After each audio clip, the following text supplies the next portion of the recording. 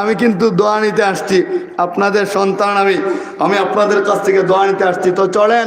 বলে ছোট বাচ্চারা বাবার কোলে লাফ দেওয়া যায়, ওই ছোট বাচ্চাটা যেখানে দোয়ানো হয় ওখানে চলে যাইবে আর ডাক দেওয়া বাড়বে, চাচা ও চাচা আমার বাবা চলে গেছে বুঝলাম, কিন্তু বাবার গায়ে পানি কেন?